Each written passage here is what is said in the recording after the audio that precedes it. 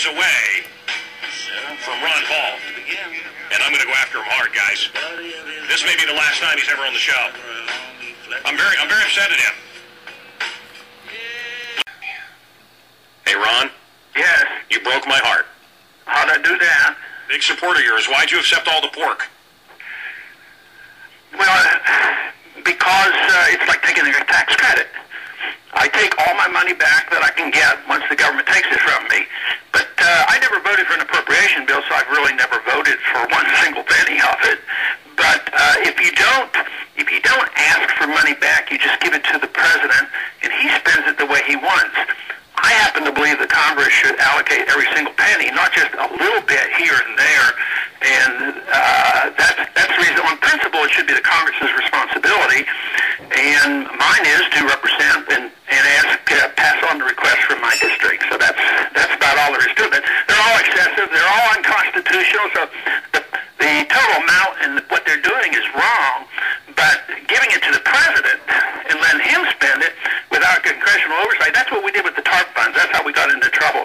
So I believe strongly that the Congress should allocate every penny. But isn't that hypocritical, Ron? You know I'm a fan, you know I'm a friend, but, you know, you're against pork and you're against all these earmarks, yet you've taken every single one. Well, because taking the money back to your district, how much highway funds do you think Texas pays? A lot. To say, well, let's give it all to Chicago and us not take a penny, that wouldn't make any sense. I don't want the money even to go to the federal government. And it's not hypocritical because I vote against it all. I don't vote for one penny, but I do make the request on the allocation. It's like amending the bill. I vote for a lot of amendments of a bill. Doesn't mean I endorse the bill. It just means I think it might improve the bill. But I think it's much better for Congress to designate where the money goes than to allow the president to do it. It's no more complicated than that. You have introduced something that is getting a lot of support, surprisingly, from the dummy craps. And it's being backed by some Republicans, too. It's H.R. 1207. Ron Paul, can you tell our listeners what that is? Well, this means that we would have a right to look at the books of the Federal Reserve. They have created like $5 or $6 trillion since this bailout process began, and nobody knows what they have done. So this is the fourth branch of government that is not supervised, and they don't have to answer any questions. And my bill would say that they would have to answer questions. They could be audited. And to me, it's critical because they spend more money than we do in the Congress, and nobody even knows what they're doing because they get to create their money out of thin air. And that has to come to an end because it was this process that caused the bubble and thus caused the bust. So they're responsible for all the pain and suffering, and we don't do anything. But the people are waking up, and like you say, we are getting a lot of co-sponsors, and that's pretty good. In 4 years, will you run against Obama? Probably not. That's not on my mind. I haven't even considered that. How would you rate his first days here?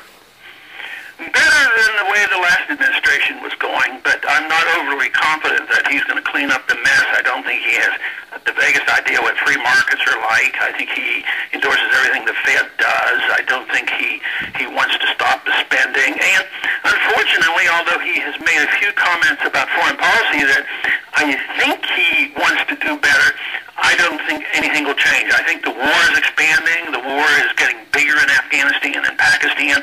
I don't believe for a minute that we're going to be out of Iraq. So in that area, although the rhetoric is better, I don't think the policies have changed. Do you oppose abortion? I do. Do you belong to a militia? No, I don't belong to a militia. I don't, no, never belonged to a militia.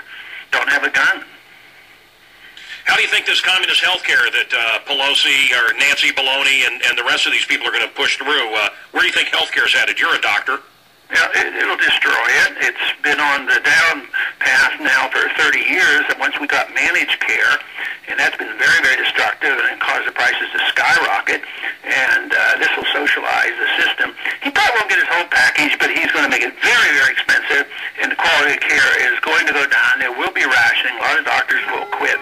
So medicine cannot be improved with more central economic planning. It's already been hacked away at, but you know, the Republicans did a bunch too. Look, Bush is supposed to be free market, and he gave us prescription drugs and all of that kind of stuff. So it's a steady course downhill because we don't have confidence are we headed? You say downhill. What is downhill, and what's the bottom? Oh, boy, that's hard to say right now. There's not much reason to see that we're going to have economic growth soon. I think downhill means that we're going to continue to do all the bailouts by just printing money, and it will eventually destroy the dollar, and the financial crisis will turn into a currency crisis, and that's much worse than a financial crisis. You know, banks fail to operate, and people don't invest, and people don't build, and that's bad. But when a currency crisis comes, nothing functions, and it may force people into all kinds of things because just sending out checks won't satisfy the recipients. And I think we could end up with violence. I think we could certainly end up possibility with bartering. It can be very, very bad. I'm going to give you the final word here, Ron Paul. Anything positive to say to the people listening? Yes, I do. The most positive thing I can say is if you leave Washington, there's a lot of people out there that are interested in freedom and the Constitution, limited government and sound money, and looking into the Fed. For instance, this weekend I'll be in St. Louis, and there'll be a rally there. I think there are going to be a lot of people. I think people are now spontaneously standing up to the government and organizing. There's meetings around the country. They're sick and tired of the tax system. They're sick and tired of the bailouts. They're sick and tired of the Fed. Those numbers are growing, and when our numbers get a little bit bigger and we have more influence, things can be improved because I don't think the problems are that difficult. They're a mess. If you did the right thing, you could have a bad year or two, but we'd be back on our feet again. If we continue to do the wrong thing, then we'll drive ourselves into this dollar crisis, which would be the crisis, the mother of all crises. It will be very difficult because it's bigger than anything the world has ever seen before. Ron Paul, campaignforliberty.com is his website. We want to take your calls at 1-888-2-MANCOW. Well, I think I held his feet to the fire, and I think he gave me an explanation. Are you satisfied with his answer? Sure. Yeah, I really am.